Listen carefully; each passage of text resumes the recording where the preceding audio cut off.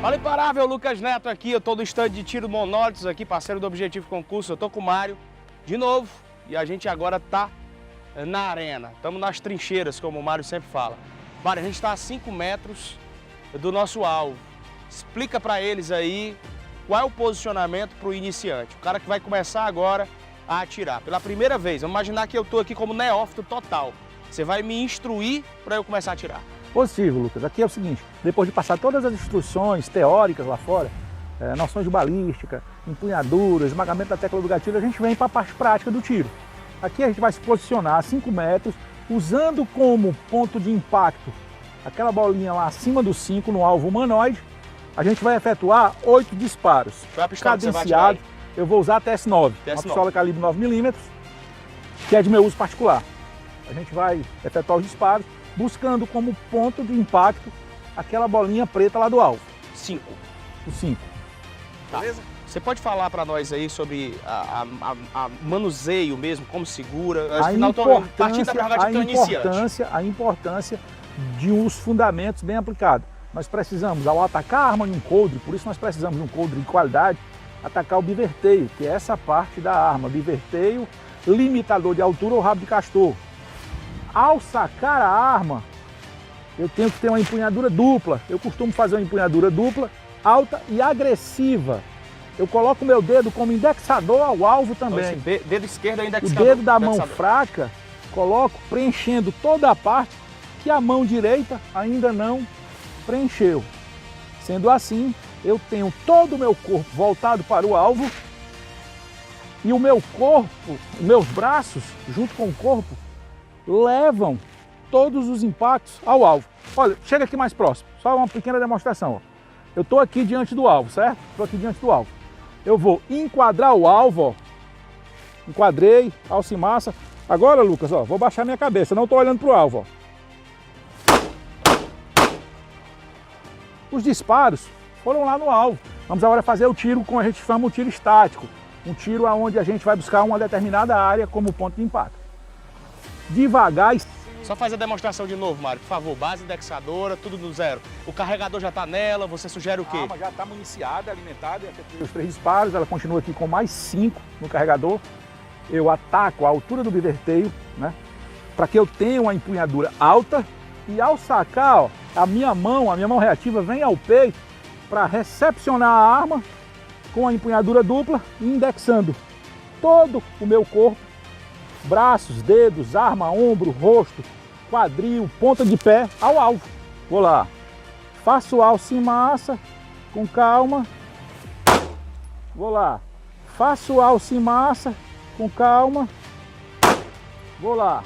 Essa questão da ponta do dedo. A gente já fez instrução aqui, você falou sobre a necessidade de ir mastigando. Como é que você fala?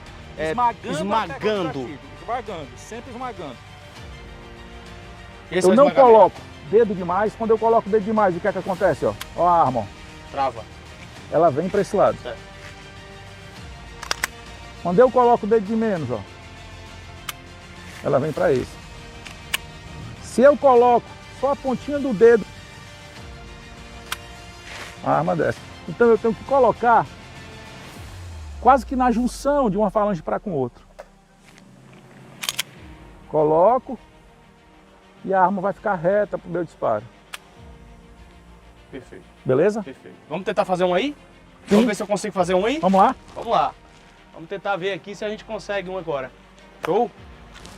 Depois 8 das munições. instruções. 8 munições. 8 munições. Ela vai pegar a arma aberta, né? Vai pegar a arma fechada, vai introduzir carregador.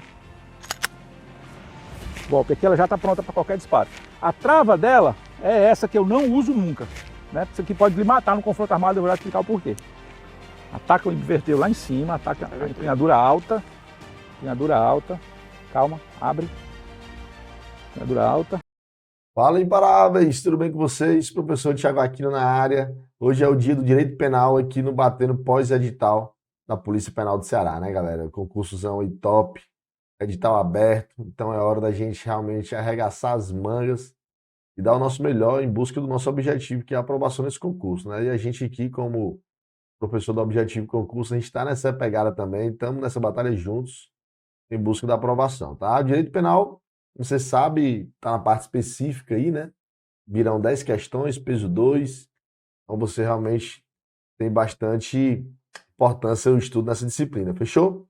Olha só, antes da gente trocar uma ideia aqui, eu já quero que você já perceba o QR Code que a gente está colocando aqui para que você adquira o Rota 360, né? Se o professor está aqui para te trazer vários bizus que vão te ajudar na aprovação, um deles é isso, é você adquirir esse pacote de serviço onde você encontra tudo que é necessário para você chegar na sua aprovação, né? É videoaula, é PDF, é flash, é questão, plataforma de questões, plataforma de redação, tem inclusive o último tiro da PPCE, meu irmão, tem tudo que você precisa, né? Então, adquira aí ou segue aí, clica no link aí da descrição desse vídeo ou joga a câmera no QR Code que você adquire esse pacote de recursos, né, de serviços aí, todos prontos para garantir sua aprovação, beleza?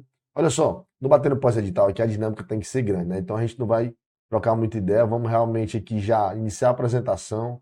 Já vou colocar para você aqui rapidamente, para você passar a vista no edital, obviamente, no que tange o direito penal. Na sequência, trouxe aqui uma pesquisa que o Objetivo fez, colocando quais são os tópicos mais relevantes, com maior recorrência, cobrados pela Banca Idecran. E na sequência, meio mundo de questão aqui, abordando os principais tópicos do edital, né? Vamos lá, então?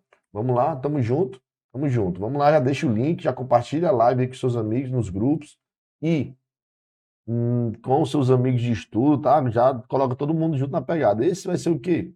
Esse é o Batendo Pós-Edital Polícia Penal do Ceará. Vamos bater aqui o direito penal. Antes de mais nada, peço que você siga aí o @ do Objetivo Concurso, o maior e melhor curso preparatório de carreiras policiais do Nordeste. E segue também o @ do professor aí, para eventuais dúvidas. Esse vai ser o nosso canal de comunicação, @prof. Thiago Aquino, beleza? Olha só, turma. O edital, já temos aqui um extrato do edital verticalizado e veio o quê? Veio a parte de aplicação da lei penal, né? Esse tópico 1 aqui, ó, do 1 ao 9, veio a aplicação da lei penal, os princípios da legalidade e da anterioridade, lei penal no tempo e no espaço, tempo e lugar do crime, lei excepcional, territorialidade e extraterritorialidade. Basicamente aqui, a gente tem aqui do artigo 1 ao 12 do Código Penal. Basicamente é isso, tá? E depois ele entra realmente na teoria do crime.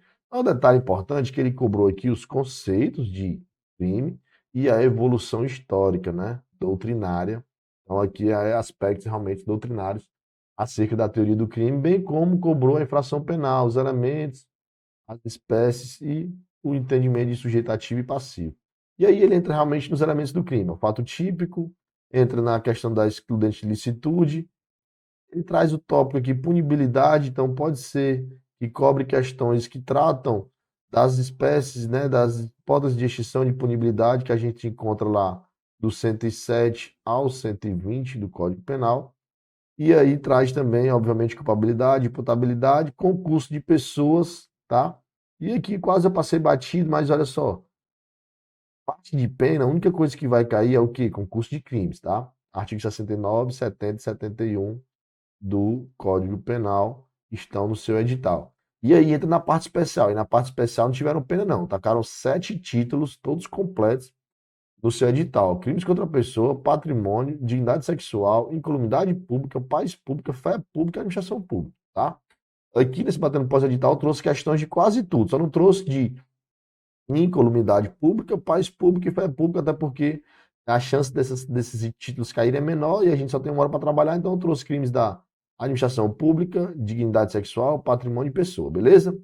Olha só, trazendo aqui para análise estatística, o que é que a gente tem? O tema mais cobrado, teoria do crime. Disparadamente é o tema mais cobrado, tá? Então por isso que eu trouxe bastante questões. E aí quando entra nos crimes em espécie, ó, administração pública e pessoa, tá? Lei penal aqui, ele está falando da aplicação da lei penal, que está no seu edital ali do artigo 1 ao 12, tá? Das penas, é todo aquele título que trata das penas, que no seu edital só vai ter o quê? Concurso de crimes. Então a gente usando, obviamente, esse estudo feito, né, onde a gente tem aqui um total de já mais de 50%, entendeu? Então aqui, né, dá o quê? Dá 32, 60, mais de 70% das questões que a DECAN cobrou do direito penal que estão aqui dentro desses 5 tópicos, tá? Então a gente vai fazer as questões tendo esse dado como base, tá beleza? Então é isso. Então, ó, vê aí já se você compartilhou com seus amigos, com os grupos de WhatsApp, tá? Deixa aí o joinha para você realmente valorizar isso que o objetivo está fazendo para você, essas sequências de lives gratuitas, e vamos iniciar os trabalhos, tá? Trouxe 14 questões aqui para a gente trabalhar em 1 hora, então a meta aqui no objetivo tem que ser alcançada, que a gente termina tudo que começa. Fechou? Tamo junto então? Então vamos embora. Questão 1, trabalhando aqui esses primeiros tópicos do edital, da aplicação da lei penal. A questão diz o seguinte: a lei penal mais grave pode ser aplicada ao réu de um crime cuja execução iniciou-se antes da sua vigência se for um crime considerado hediondo, se a nova lei tornar mais severa apenas a regra para a progressão de regime de cumprimento de pena, se o réu for reincidente específico, se a nova lei for uma lei penal temporária, ou a realização da ação típica estender-se para além da entrada em vigor da nova lei. Olha só, o que você precisa saber aqui, basicamente? Que a lei penal, ela produz efeitos a partir da sua vigência. Então, entra em vigor uma lei hoje. Hoje é o quê? 16 de abril de 24. Se entra em vigor uma lei hoje, essa lei vai produzir efeitos a partir de hoje. A regra é que essa lei não retroage para ser aplicada, por exemplo, a fatos anteriores à sua vigência. A regra é essa, é a irretroatividade da lei penal. Sendo que pode acontecer a retroatividade, você sabe, se essa lei for mais benéfica ao réu. E aí ela pode retroagir, que é o fenômeno da retroatividade da lei mais benéfica. Beleza? Fechou. Então essa é a regra. E o que acontece? Quando o indivíduo, por exemplo, inicia aqui hoje uma ação criminosa, só que nós estamos falando de um crime permanente, exemplo, sequestro, vamos botar a extorsão mediante sequestro, né, que você sequestra uma pessoa para extorquir uma terceira pessoa, que é um crime permanente. Então ele inicia aqui a execução desse crime, e esse crime ele vai se consumando ao longo do tempo, né? O flagrante dele se protrai no tempo. E aí imagine que esse sequestro dura 1 ano, e dentro de 1 ano vem uma lei e torna a extorsão mediante sequestro uma pena maior. Ainda que essa atividade criminosa tenha iniciado com a lei mais benéfica e depois vem uma lei mais gravosa, ela será aplicada ao fato, por quê? Porque aqui nos crimes permanentes, que valem também para os crimes continuados, e o crime continuado está dentro do tópico concurso de crime que está dentro do seu edital, a regra é um pouco diferente. A regra é aquela que diz o seguinte: vai valer a lei que estiver em vigor no dia em que cessar a atividade criminosa, no dia que o cativeiro, por exemplo, for derrubado. Pronto, naquele dia, vamos analisar a lei que está sendo aplicada naquele dia, a lei que está em vigor, e ela será aplicada, ainda que ela tenha sido promulgada no período da ocorrência daquela atividade criminosa, não interessa, era um crime permanente, o crime se consumou no tempo, então ele continuou e aí vai valer, na verdade, a lei nova, vai valer a lei que está naquele dia em que acabou a sessão, acabou a atividade criminosa, foi cessada a atividade criminosa. E o item deixa bem claro, a realização da ação típica estender-se para além da entrada em vigor da lei. Opa, show de bola, ó. Estendeu, continuou, a lei entrou em vigor e a atividade típica continuou estendendo. Perfeito. Aqui nós temos como exemplo os crimes permanentes, que eu falei para você, que são, por exemplo, o crime de extorsão mediante sequestro, e vale também para o crime continuado, que é uma modalidade que a gente estuda lá no concurso de crimes, mais especificamente aqui no artigo 71 do Código Penal. Aqui eu trouxe uma questão para falar de concurso de crimes, e aí eu explico melhor como funciona essa questão do crime continuado, beleza? Então, questão bem tranquila, trabalhando ali aquelas hipóteses da aplicação da lei penal, trabalhando especificamente o detalhe dos crimes permanentes e continuados, tá? Então vamos seguindo, vamos trabalhar agora aqui uma questão sobre uma análise do conceito de crime que está também expresso no seu edital, a gente vai atrás do item correto, tá? O item A diz sobre o aspecto material, e você lembra que o crime ele é considerado no estudo conceitual sob 3 perspectivas, né? Sobre o conceito formal, sobre o conceito material e sobre uma perspectiva analítica. Beleza? Então vamos lá, tentar entender o que seria aqui cada situação dessa. O aspecto material, o crime seria toda conduta que colide frontalmente com a lei penal aditada pelo Estado. B diz, segundo sua conceituação analítica, o crime é o fato típico, ilícito e culpável. Aqui facilitou a nossa vida, né? Vamos concluir já que esse item é o nosso gabarito, porque de fato a gente considera o conceito tripartido, né? Tripartite do crime, onde o crime é justamente o fato típico, ilícito e culpável. São os três elementos, assim, nosso gabarito é o item B. Aí o item C diz, sob o aspecto formal, conceitua-se crime como aquela conduta que viola os bens jurídicos mais importantes tutelados pelo Estado. Então, o que aconteceu aqui? Ele inverteu o conceito de aspecto formal para material. Bem simples, ó. O aspecto material está ligado aos bens jurídicos e o aspecto formal está ligado à lei. Ou seja, formal, para o conceito formal de crime, crime é aquilo que está onde? Que está na lei como sendo crime. Pronto, é isso. Já para o conceito material do crime, não. Não é meramente estar na lei. Tem que haver o quê? Uma violação aos bens jurídicos, né? Aos BJs lá. Basicamente é só isso que você já consegue decifrar esses três conceitos. Mas a gente sabe que o direito penal brasileiro adota o conceito analítico do crime, basicamente no conceito tripartite, onde o crime é o fato típico, ilícito e culpável, gabarito B de bola. O que é que o D está errado, professor? O conceito de crime está formal e expressamente positivado no Código Penal. Abrir o Código Penal e veja se você encontra o conceito de crime. Em atenção ao princípio da legalidade.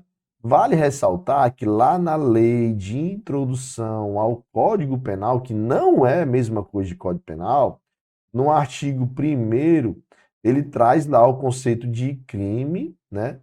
E de contravenção. Inclusive, está no seu edital, acabei de mostrar, infração penal e os elementos e suas espécies. Está aqui as espécies. Espécie 1, crime. Espécie 2, contravenção. Crime é aquele previsto com reclusão ou detenção, que pode vir com multa ou alternativamente com a multa. E a contravenção é a prisão simples, não é isso? É a prisão simples, são aqueles crimes menos complexos que também podem vir junto ou alternativamente com multa. Fechou? Então tá errado porque não está no Código Penal. Tem esse conceito aqui na lei de introdução ao Código Penal. E o E diz que, segundo a conceituação analítica, o crime é um fato típico, ilícito, culpável e punível, não. Punível é a chamada consequência jurídica do crime que obvém do direito de punir do Estado, o chamado ius puniendi, tá? Então, questãozinha bem legal. Deu para a gente trabalhar aqui mais 2 tópicos só de tal. O conceito de crime, os conceitos aqui, formais, materiais e analíticos, bem como falamos um pouco das espécies de infração penal, que é a infração penal gênero, que se divide em 2 espécies, crime e contravenção. Beleza? Vamos embora, vamos continuar? Vamos lá. Terceira questão agora, vamos entrar realmente no fato típico, que é o primeiro elemento do crime, e vamos trazer aqui uma questão também bem conceitual, bem legal para a gente trabalhar aspectos bem importantes. Ele diz o seguinte, ó, o arrependimento posterior exige voluntária reparação do dano até o oferecimento da denúncia? Não, né? Você sabe que no estudo lá do artigo 16 do Código Penal, é o bizu do ré, os 4 ré, professor, tô ligado já. É a reparação, o que? A reparação do dano, é a restituição da coisa, até o oferecimento, não, é até o recebimento da denúncia. O que acontece? Há ali uma redução de pena da ordem de 1/3 a 2/3. Lembrar que somente naqueles crimes sem o quê? Sem violência e sem a tal da grave ameaça. Fechou? Beleza. TB. Responde pelo resultado que agrava especialmente a pena o agente que houver causado, independentemente de dolo ou culpa. Senhores, se liga aí. Artigo 19 do Código Penal diz, não é isso aqui que ele diz, não. Ele diz que pelo resultado que agrava especialmente a pena, o indivíduo responde ao menos culposamente. Ao menos culposamente. Ou seja, dolosamente, se eu agravo o resultado da minha conduta criminosa dolosamente, eu vou responder, isso é lógico. Eu tenho um dolo de praticar um crime e eu agravo esse crime e aí com dolo eu vou responder, isso é natural, é óbvio, né? Isso, tranquilo. Mas o artigo 19 diz que ao menos culposamente, ou seja, culposamente, se essa minha agravação do resultado surgiu de falta de um cuidado, foi imprudente ao lesionar o indivíduo, acabou gerando a morte, chamado crime pré-doloso, né? O dolo numa ação inicial e uma culpa no resultado final, crime pré-doloso. Mas não foi culposo essa minha agravação do resultado, eu respondo em respeito ao artigo 19. Aí a questão diz que independentemente de dolo ou culpa, eu estou querendo dizer que mesmo que tem dolo e sem culpa, eu respondo aí não. A gente sabe que a responsabilidade penal, ela é subjetiva, né? O indivíduo tem que agir ou com dolo ou ao menos com culpa. Está bem claro aqui o artigo 19, portanto, o item B está errado, esse independente aqui cagou o pau. Olha só, a pena do agente que agiu voluntariamente será reduzido no arrependimento eficaz de 1 a 2 terços. Olha só, artigo 15, né? Nossa ponte de ouro. O indivíduo impede que o resultado se produza. Ele vai responder com a redução de pena de 1 a 2 terços? Não, né? Você sabe que lá ele responde apenas pelos resultados até então praticados. O cara estava com dolo de matar, efetuou 5 disparos contra a vítima. Ele estava com um revólver de 5 munições, capacidade de 5 tiros, aquele bulldogzinho. Efetuou os 5 disparos, esgotou os meios necessários que ele tinha a seu dispor. Depois ele. Mas não era para ter matado esse cara, não. Aí socorre, leva para o hospital. Tem que ser eficaz. O cara não morre. Ele vai responder para homicídio tentado? Não. Com redução de pena? Negativo. Ele vai responder, né? Ele pegou a ponte de ouro. Ele ia para uma tentativa e veio aqui para uma hipótese de arrependimento eficaz, portanto, responderá apenas pelas lesões até então praticadas, já que aqui nós estamos falando do crime de homicídio, que se a pessoa não morreu, ele vai responder pela lesão. Fechou? Isso vale também na desistência voluntária. A diferença: na desistência voluntária, ele ainda não esgotou os meios que ele tinha a seu dispor, ou seja, ele estava em franca execução. Ele tinha esse mesmo revólver de 5 disparos. Ele tinha efetuado 3, tinha mais 2, aí. Não vamos matar esse cara, não, vamos embora. E por conta disso, o indivíduo não morre e ele não vai, no caso, responder pelo crime tentado, porque aqui não foi uma circunstância ali à vontade do agente. Aquela história é a forma de Frank, né? Eu podia continuar, mas não quis. Desistência voluntária. Porque quando eu quero continuar e não posso, aí sim é a tentativa. Fechou? Então é a ponte de ouro, artigo 15, o indivíduo responde pelos atos praticados, nada de redução de pena, nada disso. O agente responde pelos atos já praticados na hipótese de absoluta impropriedade do objeto que impeça a consumação do crime. Meu amigo, aqui é o 17 do CP, o tal do crime impossível. Pessoal, estou escrevendo rápido, porque aqui tem que ser pegado. Eu fico olhando aqui para o tempo direto, tem que ser 1 hora. Olha só. No crime em que há uma ineficácia absoluta do objeto, não, aqui é a ineficácia absoluta do meio ou a absoluta impropriedade do objeto, são as hipóteses lá do artigo 17 que diz que é impossível consumar-se o crime. Então não será nem possível tentar, ou seja, você não responde nem pela tentativa quando você estiver diante de um objeto que, pela sua absoluta impropriedade, é impossível você consumar o crime. Exemplo, você quer matar uma pessoa, você tem seu desafeto, você vai até o encontro dele, chega lá, entra na casa dele, quando vê o garoto lá na rede dormindo, aí tu, ô garapa, aí vai matar o cara, atira nele e tudo, saiu ali, o garapa, o cara nem reagiu, matei ele na maior tranquilidade. Só que depois, foi verificado que ele já estava morto por um infarto no coração. Como é que mata o morto, hein? Me diz aí. Não dá, né? Absoluta impropriedade do objeto, crime impossível. Você não responder nem pela tentativa de homicídio. Era impossível consumar seu crime.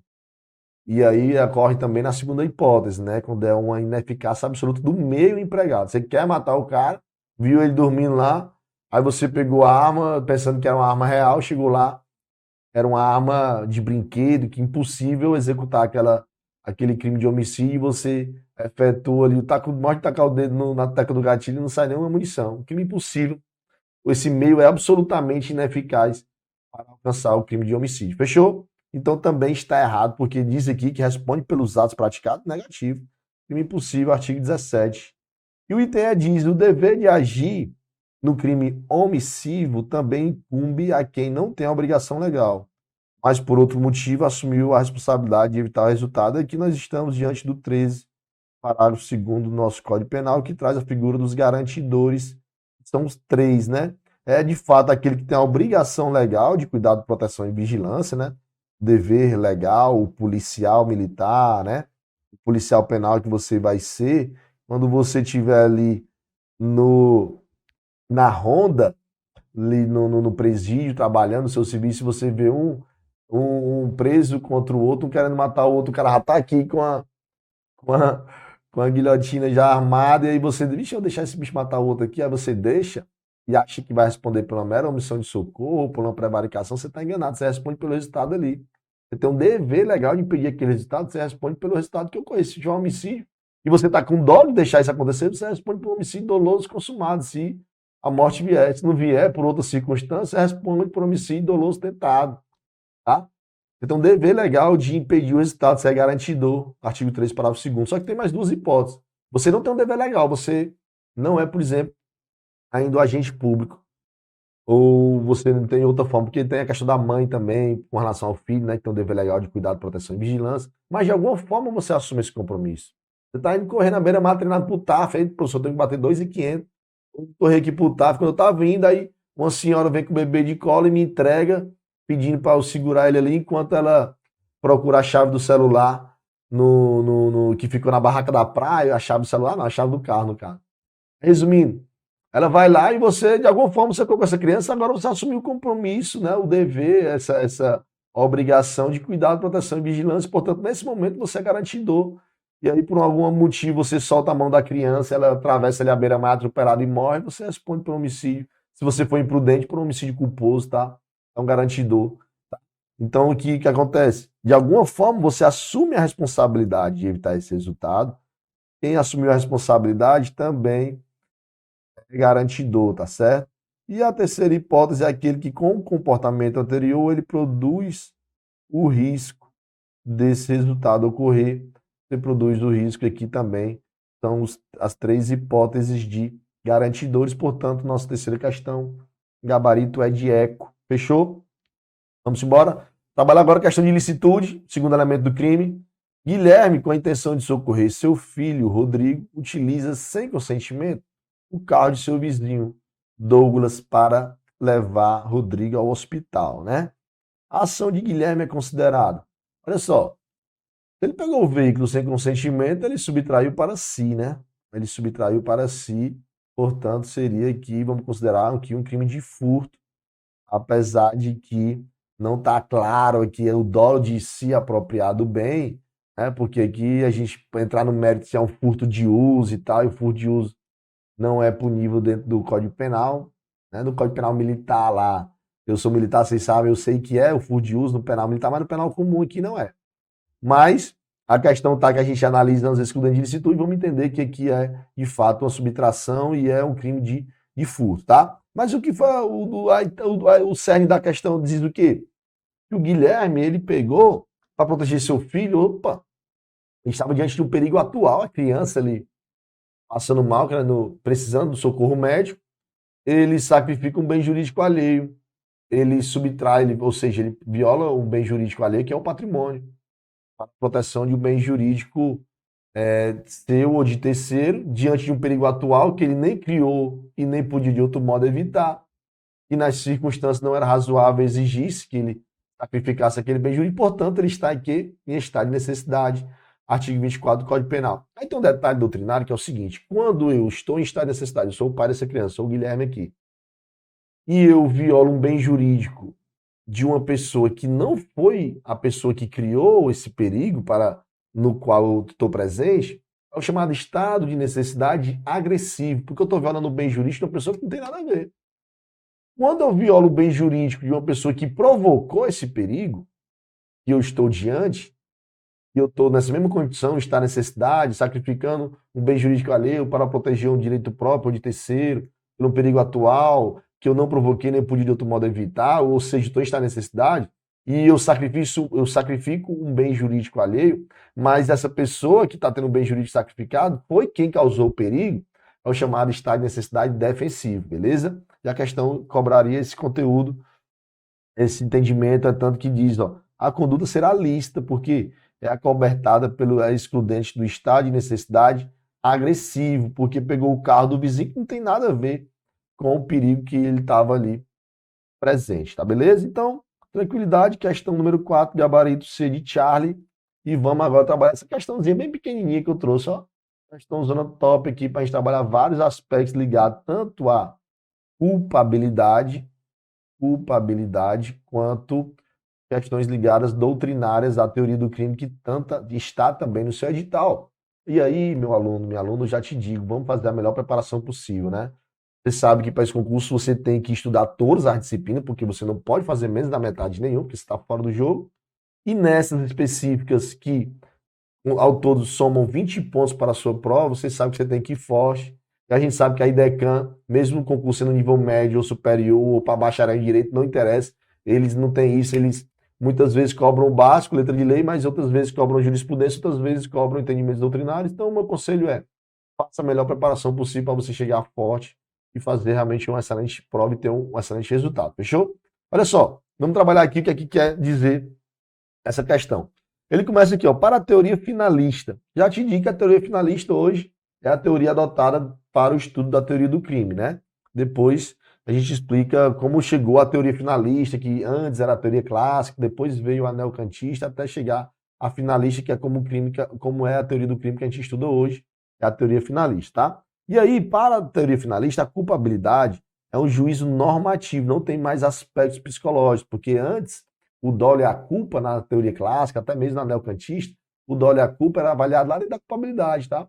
A teoria finalista foi que trouxe o dolo e a culpa para dentro da conduta penal, ou seja, para dentro do fato típico. Portanto, agora na culpabilidade não tem nenhum aspecto psicológico, são aspectos normativos. Quais são? Eu te digo, é a imputabilidade, potencial consenso da ilicitude e a exigibilidade de conduta diversa. Três elementos da culpabilidade que a gente conhece hoje, tá certo? Então, o item 1 continua.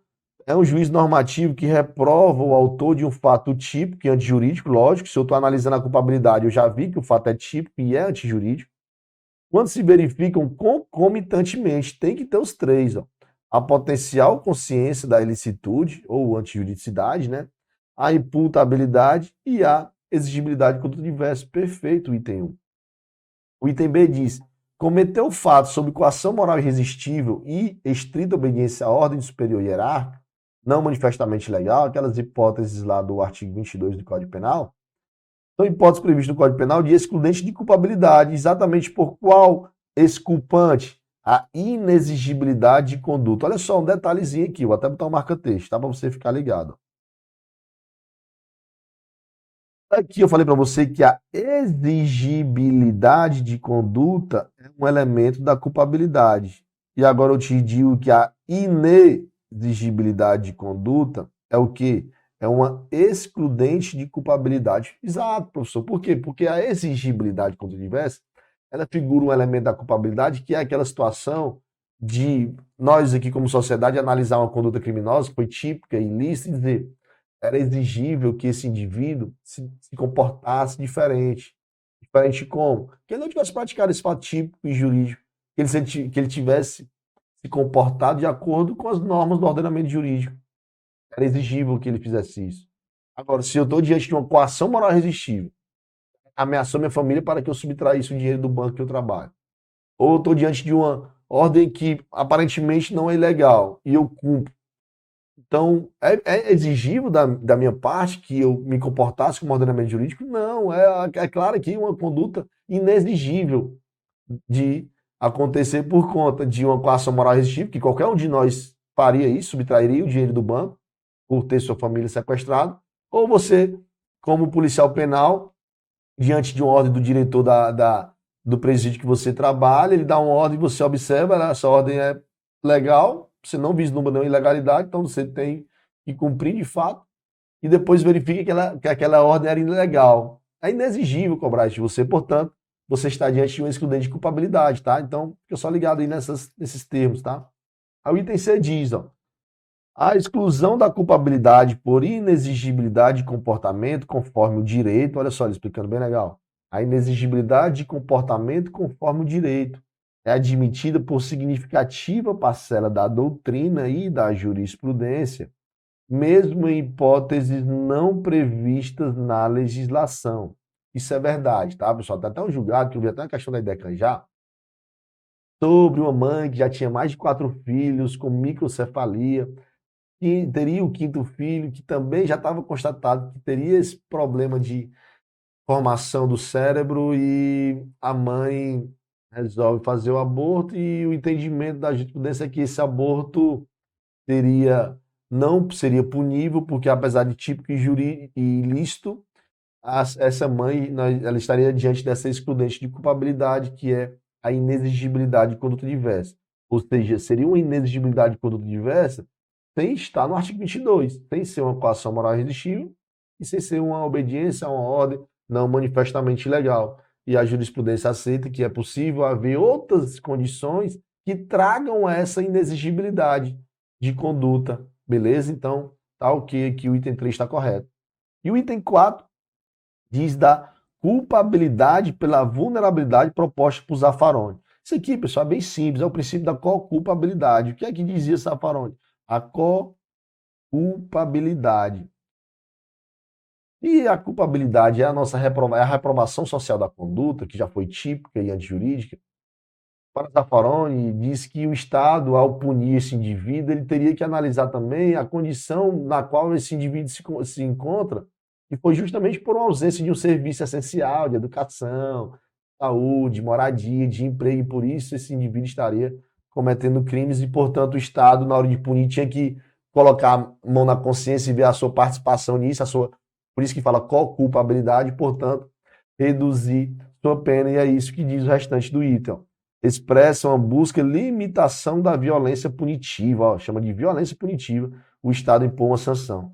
A partir da constatação de que âmbito de autodeterminação dos agentes é diferente em razão das reais desigualdades. Então ele entra aqui nesse aspecto das desigualdades, o Estado tem que entender, então está correto. Na verdade, nós encontramos aqui o gabarito no item que traz todos os itens corretos, beleza?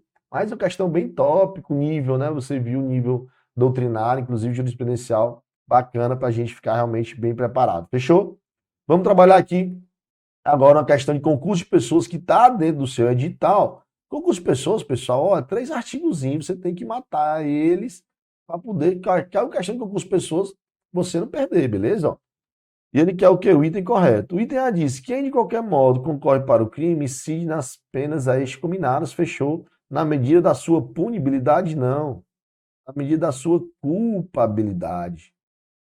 29, Código Penal, artigo 29, aqui, caput. Não se comunicam as circunstâncias e as condições de caráter pessoal, salvo quando elementares, fechou, perfeito aqui. É o artigo 30 do nosso querido Código Penal, que diz isso, aquelas circunstâncias e condições de caráter pessoal não se comunicam, em tese. A reincidência, né, por exemplo. Agora, se ela é elementar para o crime, aí a gente entra lá no crime contra a administração pública que está no seu edital. É possível que um agente público pratique um peculato em concurso com o extraneus, né, o particular, aquela pessoa que nem é funcionário público, mas conhecia essa condição de funcionário do público, juntos subtraíram dinheiro, valores ou bens imóveis públicos ou particulares da administração pública, portanto, eles ali em coautoria praticam o peculato furto. É possível sim, porque o artigo 30 diz que uma condição que é elementar para o crime, que justamente é a condição de funcionário público, que é um elementar para os crimes contra a administração, elas se comunicam em razão do artigo 30, tá? O item C está errado por quê, professor? Em regra, a participação na modalidade instigação é punida, ainda que o crime não seja sequer tentado. Olha só, primeiro, participação ocorre de 3 formas. Na indução, na instigação ou auxílio, a hora que alguém pratica o crime. A indução, você induzir alguém a praticar o crime, é você criar ideia na cabeça. A pessoa não estava pensando em roubar aquele mercantil da esquina e você chega aí, cara, tu tá liso direto, tem uma situação boa pra tu. Qual é o bizu, Thiago? Mas por que tu não rouba aquele mercantil?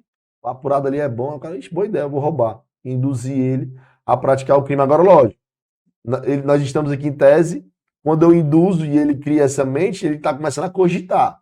Aí entra no intercrimes. Digamos que ele ainda se prepara, ele começa a ver qual é a moto que ele vai lá, qual é o carro, não sei o quê. Mas ele não entra na execução, ou seja, o crime não chega nem a ser tentado, nem ele vai ser punido, imagina eu que só fiz participar. Então o artigo 31 diz que a instigação, o ajuste, a indução ou o auxílio do crime não será punido se ele não chega ao menos a ser tentado, tá? Isso é bem natural, é bem lógico o artigo 31, tá? Então induzir é você criar uma ideia, instigar é você estimular. O cara já estava pensando em roubar e mas rouba mesmo, vai ser bom, tu vai pegar esse dinheiro e tal. E auxiliar seria aqui um aspecto material. Ele disse que quer roubar, e eu tá faltando o quê, meu irmão? Toma aqui a moto, aqui o revólver e tal.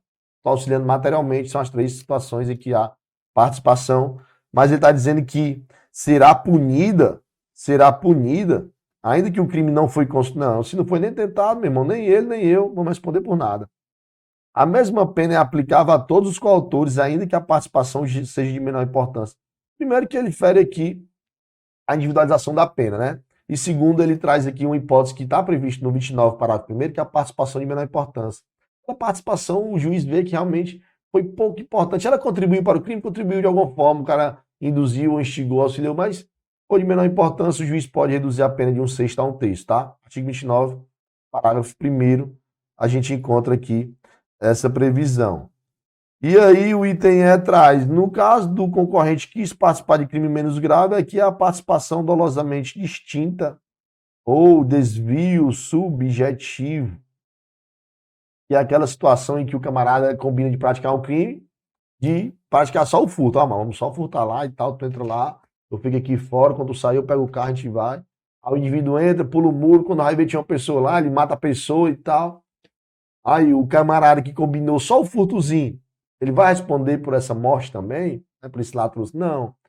Aqui o 29, parágrafo 2º, diz que esse que combinou de praticar o crime menos grave vai responder pela pena deste, ou seja, pelo furto, podendo-se aumentar até a metade se fosse previsível que fosse acontecer esse crime mais grave, mas ele não vai incorrer nesse outro crime, tá?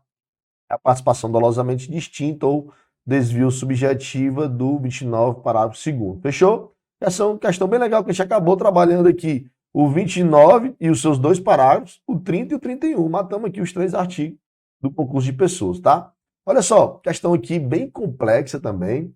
Vamos falar aqui, tem que ser nessa pegada, são 14 questões, segura aí.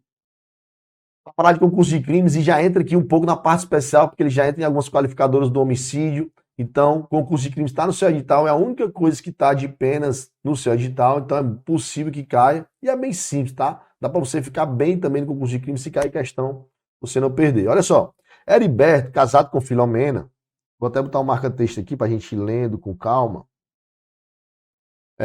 Casado com um relacionamento extraconjugal, Heriberto, casado com Filomena. Por estar tendo um relacionamento extraconjugal e desejoso de viver com a amante, decide matar a Filomena. Opa, tá aqui o dolo, matar a Filomena. Sabedor de que ela tem hábito de tomar um copo de leite de manhã cedo, Heriberto, tarde da noite, adiciona poderoso veneno, olha só o meu empregado, em sua bebida. Na manhã seguinte, quando vai se servir do leite envenenado, Filomena oferece sua bebida, oferece ao filho único, puta que pariu, do casal Júnior, de 7 anos de idade. Assim como a mãe, bebe também o produto. Quando Heriberto chega na cozinha, encontra a mulher e o filho desfalecidos, aciona o serviço, olha só, isso aqui é importante, ele aciona o serviço médico e logo chega ao local, levando Filomena e Júnior ao hospital. O atendimento médico evita a morte de Filomena. Opa, Filomena não morreu. Mas a criança acaba morrendo.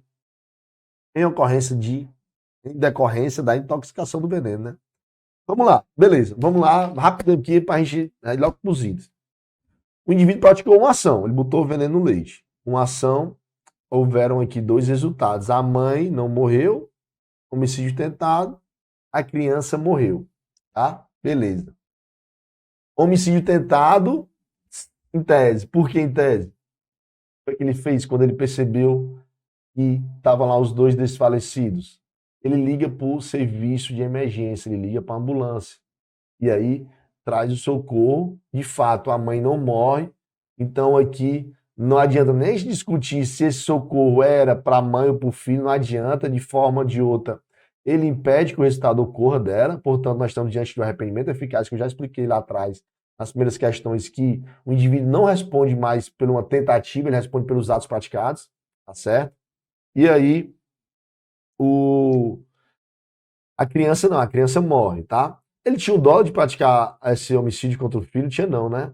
Então aqui não tinha os chamados desígnios autônomos que a gente encontra lá na segunda parte do artigo 70, que trata do concurso formal de crimes, que é quando, mediante uma só ação, tem 2 resultados.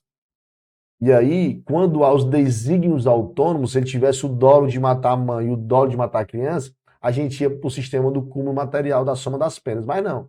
Está bem claro que ele não queria matar o filho, portanto, vem uma morte a título de culpa. Ele vai responder por homicídio culposo, por conta do filho falecido, e a mãe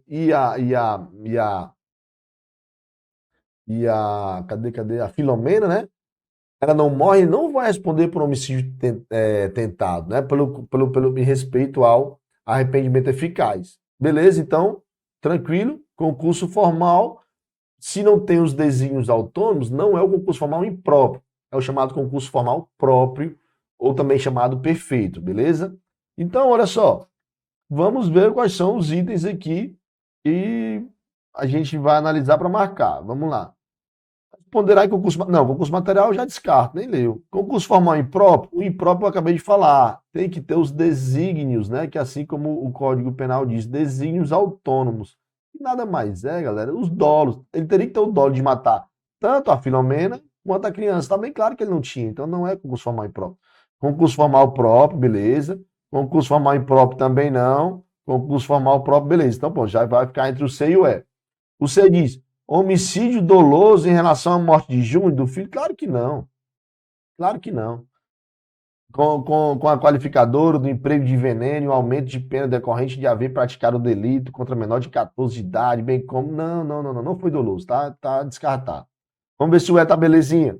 Responderá em concurso formal próprio, show. Homicídio culposo em relação à morte de Júnior, show de bola também. Podendo vir a ser beneficiado com perdão judicial. Olha só o detalhe importante aqui do 121, claro, perdão judicial, tá lembrado?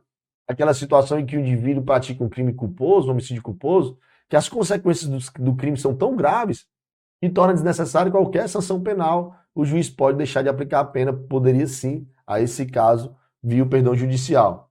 E com relação a Filomena, ele vai estar respondendo pela lesão corporal qualificada no tocante à vítima Filomena, perfeito, porque por causa do arrependimento eficaz, tá? Então, é de fato a nossa opção, o item E, tá certo? E de uma forma ou de outra, ainda que a questão não tenha trazido aqui, você pode estar pensando, qualificado, professor? Eu não estou vendo aqui se teve uma lesão grave ou gravíssima, não teve morte, mas já tem um âmbito da violência doméstica que já traz ali a lesão qualificada, fechou? Então, gabarito é de eco, show de bola, trabalhando bem aí o concurso de crimes. E aqui eu finalizo a parte geral. Ou seja, aqui do edital da parte geral só não trouxe questão de punibilidade, tá? Por questões realmente de dividir os assuntos mais importantes, eu estou indo logo para a parte especial. Beleza? Vamos embora. Crimes contra a pessoa, ele quer que a gente diga quais desses homicídios são considerados, quais dessas hipóteses é considerado um homicídio qualificado, tá? O item A diz: se a vítima é pessoa com deficiência ou com doença que implica o aumento de sua vulnerabilidade, isso aqui não é uma qualificadora, não está no parágrafo 2º, na verdade aqui traz uma causa de aumento de pena de 1/3 quando a vítima é menor de 14 anos, tá? E aqui não é a qualificadora. Então vamos continuar. B. Se o crime for praticado por milícia privada, sob pretexto de prestação de serviço, aqui eu sei também que não é uma qualificadora, é também um aumento de pena de 1/3 quando o crime ocorre nesse contexto. Vale lembrar que você tem que estudar também lá na lei de crimes hediondos, que essa é a hipótese do homicídio simples, ser hediondo quando é praticado por atividade típica de grupo de extermínio, ainda que só por um agente, né? Então, o homicídio simples, nesse contexto, é um crime hediondo, fechou? C. Se o autor é ascendente, padrasto, madrasta, tio, irmão, cônjuge, companheiro, tutor, curador, receptor, até o empregador da vítima, também é outra hipótese aqui de aumento de pena de 1/3 quando a vítima é menor de 14, tá? Se o crime for praticado na presença física ou virtual, aqui é um aumento de pena que vai, na verdade, de aumento de pena de 1/3 à metade na hipótese de feminicídio. E aqui o nosso gabarito é o item E, que é quando for praticado menor de 14 anos. E aí eu já te dou até um detalhe. Se liga que nós também temos uma causa de aumento de pena lá do parágrafo 4º do Código Penal, quando o crime for doloso contra menor de 14 ou maior de 60, a pena aumenta também de 1/3, tá? Então nós temos tanto no 121, parágrafo 2º, inciso 9, essa qualificadora, como ela é um aumento de pena, tá? Mas você sabe que a qualificadora ela prepondera com relação ao aumento de pena. Então, a vítima é menor de 14 anos, o crime é qualificado. Aí eu vou dar um destaque bem rapidinho aqui para a gente não perder muito tempo nisso, mas é importante destacar. Aí você pode estar pensando, então se a qualificadora prepondera com relação ao aumento de pena, professor, então menos de 14 anos vai ser sempre qualificado, então para que esse aumento de pena? Foi revogado? Foi derrogado? Como é que é isso? Eu digo que não, tá? Porque é possível ainda que seja aplicado aumento de pena quando o homicídio ele tiver uma outra qualificadora. Digamos que o homicídio foi praticado com arma de uso proibido, com uma vítima menor de 14, ou seja, nós temos presente duas qualificadoras. O juiz ele pode pegar a arma aqui para qualificar e deixar essa condição de menor de 14 para valorar na dosimetria da pena na terceira fase, com essa majorante, com essa causa de aumento de pena de 1/3. Então é possível ocorrer sim esse aumento de pena, por isso que ele está lá ainda e está em vigor. Beleza? Show, professor. Vamos embora. Olha só, nona questão. Também crime contra a pessoa. Vamos trabalhar aqui outros crimes importantes. Ele quer o item correto. O agente que induzir, instigar alguém a suicidar-se ou a praticar automutilação responderá por crime doloso contra a vida, punido com reclusão. Exatamente. Artigo 122 do Código Penal. Gabarito correto ao crime de participação. Lembrar que esse crime, quando você induz, que eu já falei que é criar uma ideia, instigar, que é estimular ou auxiliar, você já pratica o crime, porque isso é um crime chamado formal, porque independe de resultado naturalístico, tá certo? B diz, a mulher que sob a influência do estado puerperal matar o próprio filho durante o parto, responderá por aborto? Não. Ela responde pelo infanticídio, 123. A gravidade da lesão corporal será equivalente se ocorrer tanto a debilidade quanto a perda ou inutilização. Olha só, debilidade permanente de membro, sentido ou função é quando há uma perda parcial. Por exemplo, eu tenho uma visão, eu tenho os dois olhos, meu sentido visual. Eu levo uma facada no olho, deixo o outro para ver. Opa, eu tô vendo alguma coisa ainda. Não tá legal não, mas eu tô vendo. Eu tive que uma debilidade no meu sentido visual. Eu tô diante de uma lesão corporal grave. Agora, quando eu levo uma facada nos dois olhos, Deus me livre, guarde, eu pego e tenho uma perda ou inutilização de membro, sentido e função, então é uma lesão gravíssima. Aí aqui está dizendo que a lesão será equivalente? Não, porque aqui é uma lesão grave e na perda aqui é uma lesão gravíssima. Fechou? D. Aborto necessário quando não há outro meio para salvar a gestante. Perfeito. E o aborto, em caso de gravidez decorrente do estupro, excluem a ilicitude por inexigibilidade e conduta diversa. Essa questão é top. Olha só. Existem esses dois abortos legais. O necessário, quando a mãe está ali no risco de morte e o médico acaba sacrificando a vida intrauterina em decorrência desse bem jurídico. Opa, olha só. Sacrificar um bem jurídico em detrimento de outro, diante de um perigo atual, que o médico nem provocou, nem podia de outro modo evitar, ele está agindo em quê aqui? Está em necessidade. O aborto necessário para salvar a vida da gestante é um caso especial de estar em necessidade, porque está na parte especial do Código Penal. Agora, o aborto sentimental, humanitário, ou este aborto em qual a vítima ela é vítima, a gestante, né? Ela foi vítima de um crime de estupro, e além de ser vítima de um crime de estupro, um crime gravíssimo, um crime hediondo contra a dignidade sexual, tem no seu ventre um feto que veio dessa ação criminosa, e aí ela tem que, né, ter essa gestação e parir essa criança e ter ali o filho de um criminoso. Olha se não é aqui um caso clássico aqui realmente de inexigibilidade de conduta diversa, essa pessoa praticar o aborto. A gente pode exigir que ela não pratique essa conduta, que ela se comporte. Não. Aqui sim, no aborto sentimental, é sim um caso de inexigibilidade de conduta diversa, mas o aborto necessário não, é estar em necessidade. E a questão diz que os dois, e a questão diz que os dois casos eram inexigibilidade. Não.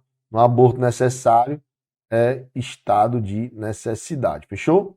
E o item E diz que a circunstância de o crime feminicídio ser praticado durante a gestação ou nos 6 primeiros meses, não. Nos 3 primeiros meses é que há realmente uma hipótese qualificadora do feminicídio, beleza? Portanto, gabarito de fato é o item A.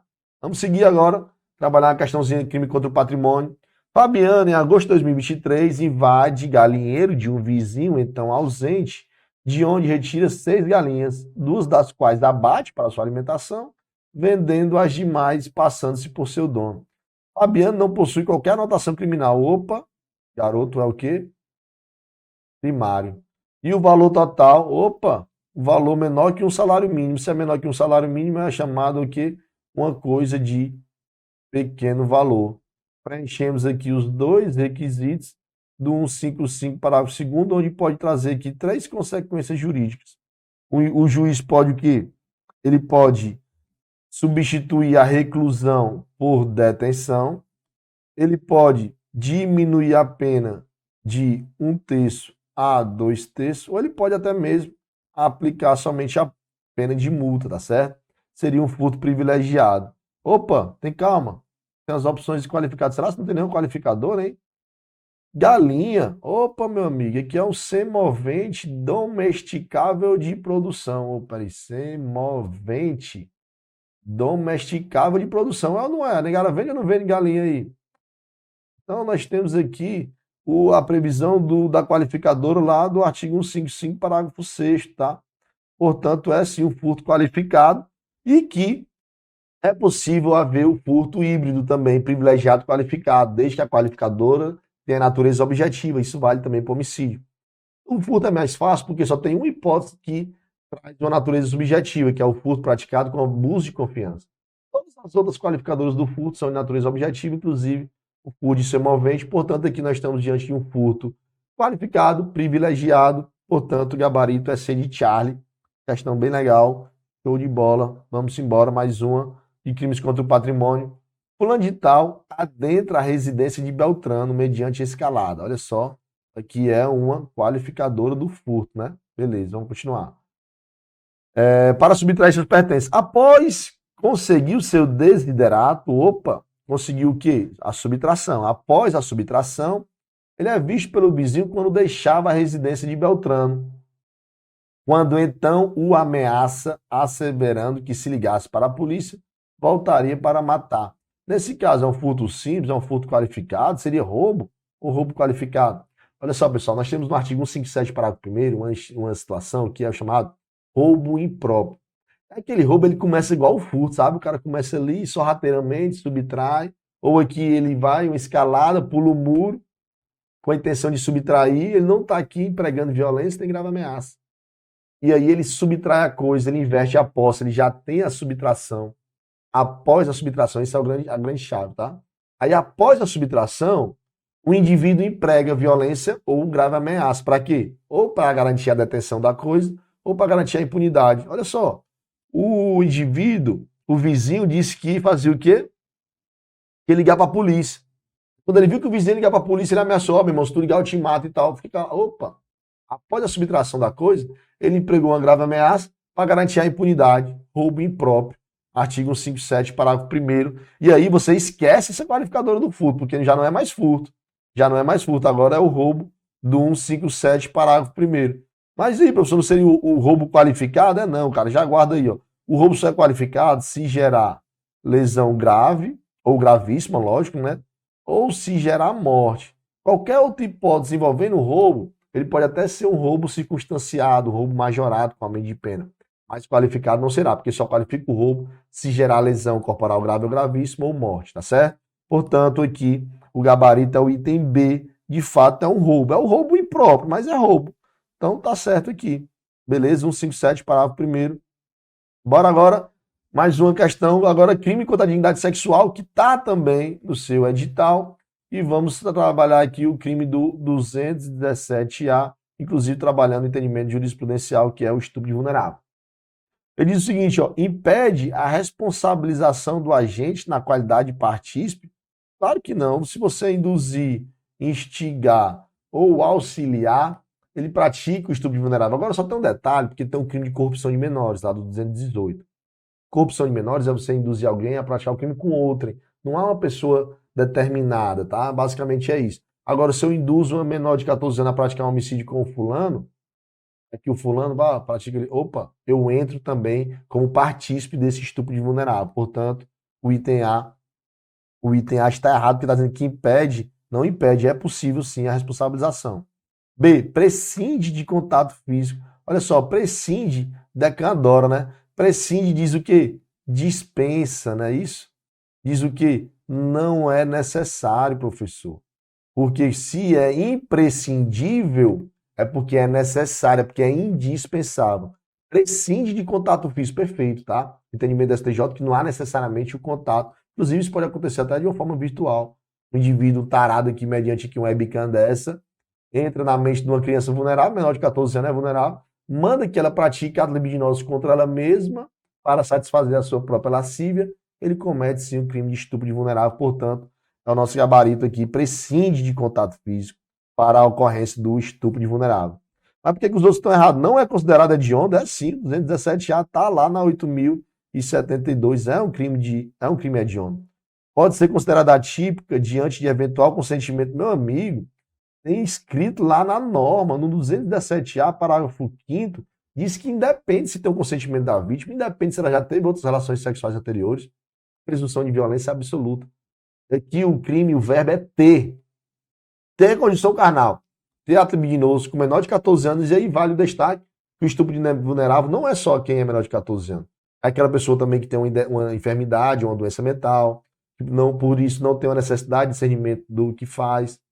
Ou aquela pessoa que não pode oferecer resistência por algum motivo. A pessoa está dopada, dormindo, está sob efeito de uma substância, entendeu? Uma anestesia, por exemplo, deixou ela dopada, o médico vai e pratica um ato libidinoso, estupro de vulnerável. Beleza? E o item diz, exige a fixação do regime inicial fechado em razão do quanto de pena. Olha só, o 217 ele traz uma reclusão de 8 a 15. Você sabe que os crimes com pena superior a 8, eles iniciam realmente no regime fechado. Mas olha só, se esse crime for tentado, que tem uma redução de pena de 2 terços, professor, é possível estupro de vulnerável ser tentado? É. Aí eu já te trago o momento consumativo. O momento consumativo é quando há a conjunção carnal. A conjunção carnal é a penetração pênis-vagina. Se não houve, é tentado. Ou, se o indivíduo quer apenas um ato libidinoso e não consegue, por uma circunstância ali, a vontade dele praticar o ato libidinoso, também o crime será tentado. E aí essa reclusão, por exemplo, de 8 a 15, não tem nenhuma circunstância judicial desfavorável, não tinha nenhuma circunstância agravante, não tinha nenhum causamento de pena e tinha essa redução de pena do crime tentado, a pena fica menor do que 8 anos. Então ele pode muito bem ir para o regime semiaberto sem problema, por isso o item está errado, tá certo? 13ª questão, vamos lá, galera, sustento, pode só esse outro. Agora entrando nos crimes contra a administração pública, sobre o crime de peculato, assinar a alternativa correta. No peculato culposo, a reparação do dano antes da sentença irrecorrível extingue a punibilidade exatamente, perfeitamente, ali nós encontramos o 312, parágrafo 3º do CP. No peculato culposo, a reparação do dano após a sentença recorrível não afeta? Claro que afeta.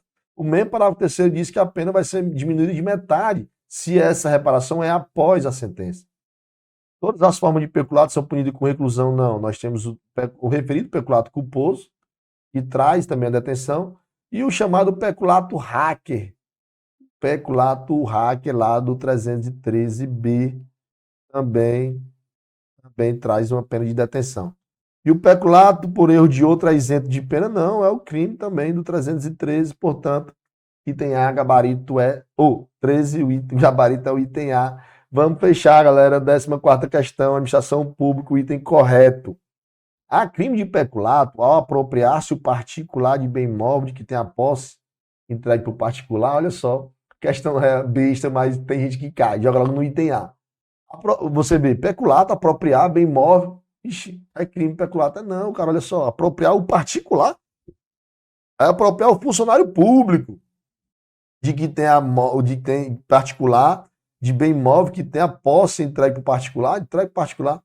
Olha só, o bem móvel, ele até pode ser particular ou público, mas ele tem a posse em razão do cargo. Ele tem a posse em razão do cargo, né? Então tá errado aqui.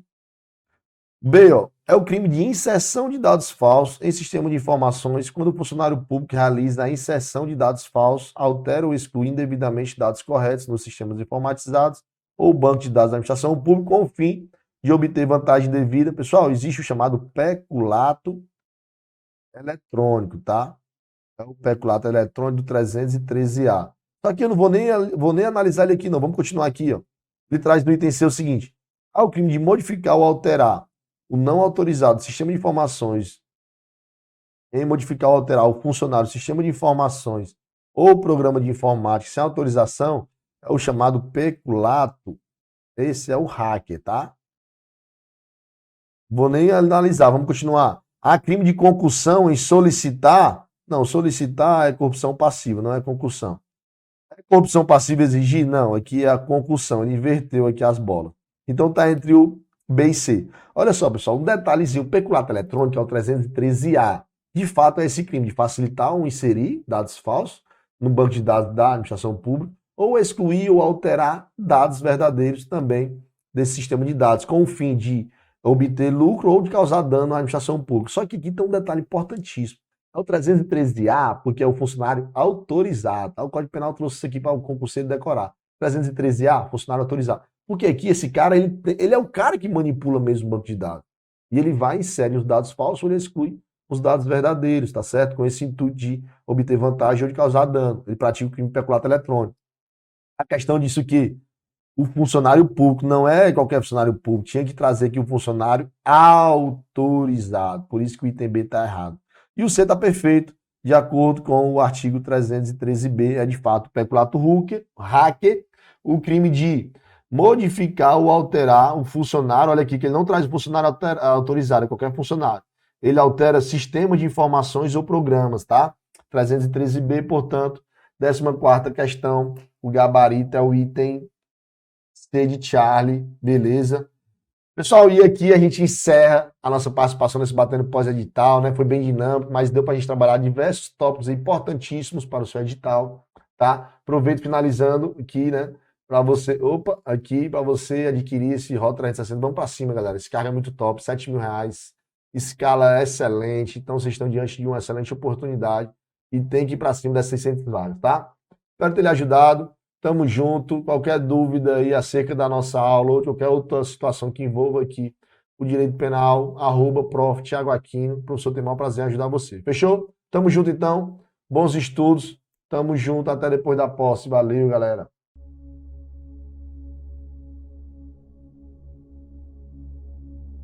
Rapaz, é uma sensação única.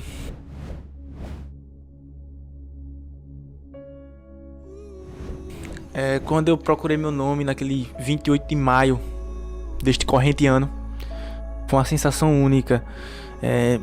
Só sabe quem passa. Não tem como dizer assim como é tal, porque você vai sentir.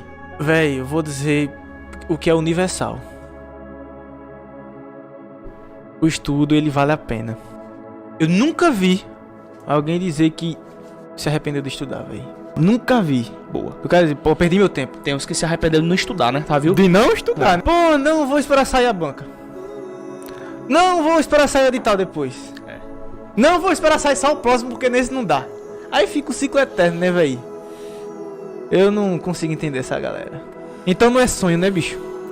Não é sonho. Eu não consigo enxergar isso como um sonho, um cara que só bota desculpa, não. E fui uma das primeiras alunas do Objetivo Concurso. E eu só posso dizer que valeu muito a pena, apesar do cansaço, apesar de que foi bastante difícil, não posso dizer que foi fácil, mas eu estou como concursada do INSS há 6 anos hoje. E assim, tudo na vida é esforço, né? Não adianta querer que o resultado venha rápido, porque muitas vezes não chega a vir rápido, né? Mas caso para você o resultado não chegue de imediato, continue persistindo, continue estudando, porque conhecimento só se acumula e uma hora vai chegar a sua vez na fila, como chegou para mim. Em 2017 eu comecei a estudar para concursos públicos, no preparatório Objetivo, meu grande amigo Lucas Neto, e consegui, graças a Deus e a todo o esforço e todo o pessoal que me acompanhou no meu esforço e tudo mais, a aprovação